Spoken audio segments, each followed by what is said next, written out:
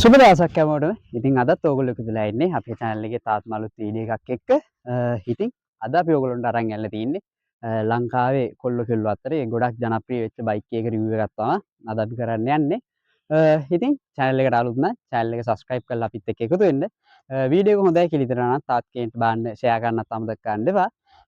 හරි එහෙනම් අද අපි වැඩි කතා බහක් නැතුව මේ වීඩියෝ එක පටන් ගමු. මේ ride with Johan.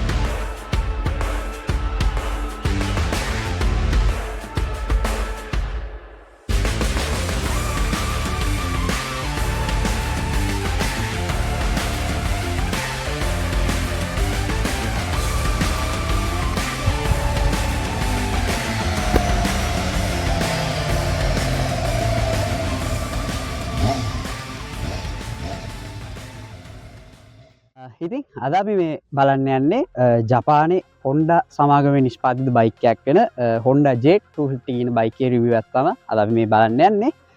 ඉතින් හැමදාම වගේ අපි බයිසිකල් ඉස්සරහයි දැම්ම මේ රිවිව් එක පටන් ගමු.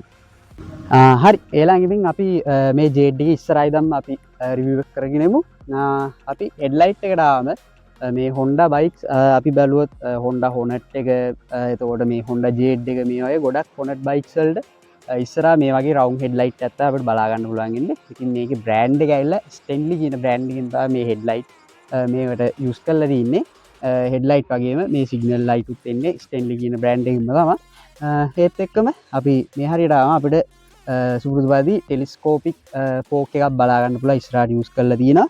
ඒ වගේම මේ බයික් එකේ රිම් එක ඉන්නේ ටූ ටෝන් එකක් විදියට. ඇත්තටම මේ Jet bikes වලට මේ ටූටෝන් රිම් එකෙන් වෙනම නිකන් අර අපේ වචනින් කිව්වොත් වෙනම ලුක් එක ගෙනල්ලා දෙනවා.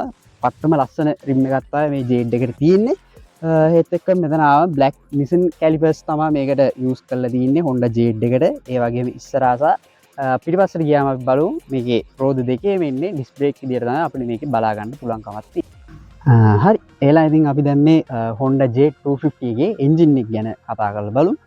ඉතින් මේකේ එන්ජින් එක ගැන කතා කරාම මේකට තියෙන්නේ inline 4 cylinder 16 valve එන්ජින් එකක් තමයි අපිට මේකෙන් බලා ගන්න පුළුවන් ඉන්නේ DOHC කියන. ඉතින් ඒ DOHC කියන එක Honda ට ආවේනික එන්ජින් ටයිප් එකක්. මේකේ කාබ්ලේටර්ස් අපිට 4ක් බලා ගන්න පුළුවන්. සාමාන්‍යයෙන් fuel consumption එක ගැන කතා කරද්දී කිලෝමීටර් ලීටරයට කිලෝමීටර් 20ත් 25ත් අතර රේන්ජ් එකක් අපිට මේ බයිසිකලෙන් බලා ගන්න පුළුවන්. ඒත් එක්කම මේකේ කූලින් විදිහට ලික්විඩ් කූලින් සහ රේඩියේටර් ෆෑන් එකක් අපිට බලා ගන්න පුළුවන්. කියන්නේ එන්ජින් එකේ ඔයිල්ස් ගැන අපි බලද්දි මේකට ලීටර් 2.3 ඔයිල් සම්ප් එකක් මේකෙන් අපිට බලා ගන්න පුළුවන්. ඒත් එක්කම මේ Honda Jet 250 එකේ එනවා මොඩල්ස් 3ක්. ඒ කියන්නේ චැසි කාණ්ඩ 3ක් එනවා. චැසි 100, චැසි 110, චැසි 120 කියන. ඉතින් මෙතන තියෙන්නේ චැසි 120 බයික් එක. ඉතින් මේකේ එන්ජින් එකේ මේ පැත්ත සයිඩ් එකේ චැසි 100 බයික් එකේ මං සයිඩ් එකෙන් ෆොටෝ එකක් දාන්නම්. මෙන්න මෙතන එන්ජින් එකේ බ්ලොක් එකේ මේ සයිඩ් එකේ පොඩි වෙනසක් තියෙනවා. හරි. ඉතින් අපි දැන් මේක පිටිපස්ස ගැන කතා කරමු. පිටිපස්සේ ටයර් සයිස් එක විදියට අපිට 140 ගියර ටයර් සයිස් එක බලා ගන්න පුළුවන්. ඒත් එක්කම ඉස්සරහා වගේම පිටිපස්සේ තියෙන ඩිස්ක් බ්‍රේක් එකක් පාවිච්චි කරලා තියෙන්නේ බ්ලැක් නිසින් කැලිපර් එකක් තමයි අපිට බලා ගන්න පුළුවන් වෙන්නේ. ඒත් එක්කම මෙතනට ආවම අපිට බලා ගන්න පුළුවන් මේ ජේඩ් එකට ඔරිජිනල්ම කම්පැනි එකකින් එන K1 කෑන් එක. ඉතින් කෑන් එක ගැන කිව්වම කනට මාරම මිහිරි සද්දයක් තියෙන කෑන් එක තමයි මේ K1 කෑන් එක. අපි ඒකේ ටවුන් එකත් අහලා බලමු තා කීකින්.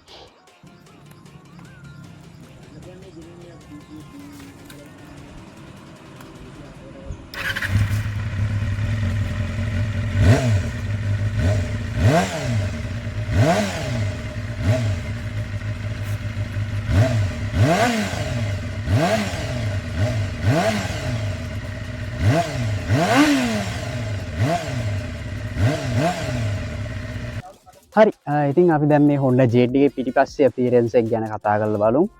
පිටිපස්සේ අපියරන්ස් එක ගොඩක් විදිහට වෙනස් කරනවා. මේ පිටිපස්සේ ටයර් එක ඒක ටිකක් අර මහතින් තියෙන නිසා පිටිපස්සට හොඳ ලොකු අපියරන්ස් එකක් අපිට මේකෙන් බලා ගන්න පුළුවන්. ඒත් එක්කම මම මේකේ සයිඩ් එකෙන් පෙන්නන හරියට වෙන JD වල අපිට බලා ගන්න නැති විදිහේ ආෆ්ටර් මාකට් මොඩිෆිකේෂන් එකක් කරලා දිනවා මේ කැරියර් එක. ඉතින් මේ කැරියර් එක ගොඩක් JD වල අපිට බලා ගන්න වෙන්නේ නැහැ. ඒත් එක්කම අපි මෙතනට ආවම පිටිපස්සේ රියර් ලයිට් එක සිම්පල් ඩිසයින් එකක් චාම් ඩිසයින් එකක් බලා ගන්න පුළුවන්. මේ කප් එකේ ඉන්නෙත් අර මං කලින් හෙඩ් ලයිට් එක සදාන් කරපු ස්ටෙන්ලි බ්‍රෑන්ඩ් එකකින්ම තමයි මේ පිටිපස්සේ බ්‍රේක් කප් ලයිට් එකත් ඒත් එක්ක මේ දෙපැත්තේ තියෙන සිග්නල් ලයිට් දෙකත් අපිට බලා ගන්න පුළුවන්කමක් තියෙන්නේ. හරි. ඉතින් අපි මේකේ මේ පැත්ත සයිඩ් එකට අපිට බලා ගන්න පුළුවන්. මෙතනින් අපේ 6 ස්පීඩ් ගියර් ට්‍රාන්ස්මිෂන් එක මේ විදිහට බලා ගන්න පුළුවන්. ඒත් එක්කම සයිඩ් එකේ නම් තව වෙන කතා කරන්න දේවල් එහෙම අපිට ලොකුවට නැහැ. ඒත් එක්කම මෙතනින් ඕගොල්ලන්ට අපිට ආෆ්ටර් මාකට් ටැන්ක් ග්‍රිප් එකක් බලා ගන්න පුළුවන්. හරි. ඉතින් අපි හැන්ඩල් එක පැත්තට ආවම අපිට මෙතනින් බලා ගන්න පුළුවන් බයික් එකේ චෝක් එක. ඒත් එක්ක මෙතන හෙඩ් ලයිට් එකේ අප් ඇන්ඩ් ඩවුන් එක සහ මෙතනින් සිග්නල් ඉන්ඩිකේටර් එක මෙතනින් අපිට හෝන් එක බලා ගන්න පුළුවන්. ඒත් එක්ක මේ පැත්තට ආවම රන් ඔෆ් එක නැත්නම් කිල් ස්විච් එක බලා ගන්න පුළුවන්. මෙතනින් ස්ටාර්ට් බටන් එක බලා ගන්න පුළුවන්. ඒත් එක්කම මෙතන මීටර් පැනල් එකට ආවම අපිට මෙතනින් ඔයිල් ටෙම්පරේචර් එක ස්ටෑන්ඩ් ඉන්ඩිකේටර් එක නිව්ට්‍රල් එක සහ හයි බීම් එකේ ඉන්ඩිකේටර්ස් ටිකත් අපිට මෙතනින් මේ විදිහට බලා ගන්න පුළුවන්. හරි. ඉතින් අපි මේකේ රියර් ෂොක් එක ගැන කතා කරොත් මේකේ රියර් ෂොක් එකක් විදිහට අපිට බලා ගන්න පුළුවන් ඇඩ්ජස්ටබල් මොනෝ ෂොක් එකක් තමයි මේකේ එන්නේ. ඉතින් රයිඩගේ වේට් එක හොඳට දරා ගන්න පුළුවන් විදිහට කම්ෆර්ට් එක වැඩි කරලා මේකට අපිට පිටිපස්සෙන් මොනෝ ෂොක් එකක් බලා ගැනීමේ හැකියාවක් තියෙනවා. හරි. ඉතින් අපි මේ JD එකේ හැන්ඩලින් ගැන බැලුවොත් ඇත්තටම මාරම කම්ෆර්ටබල් බයික් එකක් තමයි මේ Honda J250 කියන්නේ. ඇත්තටම මම මගේ ජීවිතේට මම Honda J250 බයික්ස් තා පැදලා තියෙනවා. මේ ඇවිල්ලා මම හිතන්නේ මම පැද්ද හොඳම J250 එක මාරම කම්ෆර්ටබල්. ඒ කියන්නේ අපි බැලුවොත් මේගොල්ලොන්ගේ අපි සහෝදර සහෝදරයෝ ගත්තොත් ඒ කියන්නේ Hornet එක CBR 250 එක වගේ ගත්තොත් මතක් කරගන්නම් මම Honda CBR 250 එක ගැන රිවිව් එකක් කරලා දිනවා. මම ඒකේ ලින්ක් එකත් පැත්තෙන් දාලා තියන්න. ඉතින් ඒ බයික්ස් එක්ක බලද්දි මේක ඇත්තටම රයිඩ් කරන්න මාරම කම්ෆර්ටබල්. කිලෝමීටර් ගාණක් ඕන තරම් පදින්න පුළුවන් කිසිම ඉෂුව එකක් නැතුව ඒ තරමටම පට්ටම හැන්ඩලින් අතින් කියනවා නම් මට දවස් මොනක් වර්ණනා කරන්න පුළුවන් ඉදී බයිසිකල් තමයි මේ Honda J250 කියන්නේ. ඉතින් ඕනම උසක කෙනෙක්ට තාමත් පහසුවෙන්ම පදින්න පුළුවන් කොට කෙනෙක්ට වුණත් මේකේ හොඳට කකුල් දෙක බිම තියාගන්න ක්ලියරන්ස් එක හොඳයි.